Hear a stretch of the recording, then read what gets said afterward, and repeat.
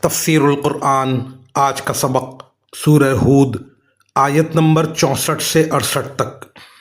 اعوذ باللہ من الشیطان الرجیم، بسم اللہ الرحمن الرحیم۔ وَيَا قَوْمِ هَٰذِهِ نَاقَةُ اللَّهِ لَكُمْ آیَةً فَذَرُوهَا تَأْکُلْ فِي أَرْضِ اللَّهِ وَلَا تَمَسُّوهَا بِسُوءٍ فَيَأْخُذَكُمْ عَذَابٌ قَرِيبٌ۔ فَعَقَرُوهَا فَقَالَ تَمَتَّعُوا فِي دَارِكُمْ 3 أَيَّامٍ ذَلِكَ وَعْدٌ غَيْرُ مَكْذُوبٍ۔ فَلَمَّا جَاءَ أَمْرُنَا نَجَّيْنَا صَالِحًا وَالَّذِينَ آمَنُوا مَعَهُ بِرَحْمَةٍ مِّنَّا وَمِنْ خِزْيِ يَوْمِئِذٍ إِنَّ رَبَّكَ هُوَ الْقَوِيُّ الْعَزِيزُ۔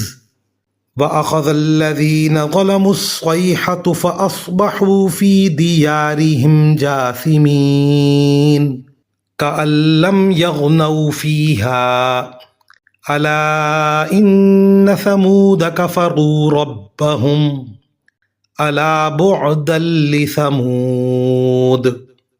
ترجمہ: اور اے میری قوم، یہ اللہ کی اونٹنی تمہارے لیے ایک نشانی بن کر آئی ہے، لہذا اس کو آزاد چھوڑ دو کہ یہ اللہ کی زمین میں کھاتی پھرے، اور اس کو برے ارادے سے چھونا بھی نہیں، کہیں ایسا نہ ہو کہ تمہیں عنقریب آنے والا عذاب آ پکڑے۔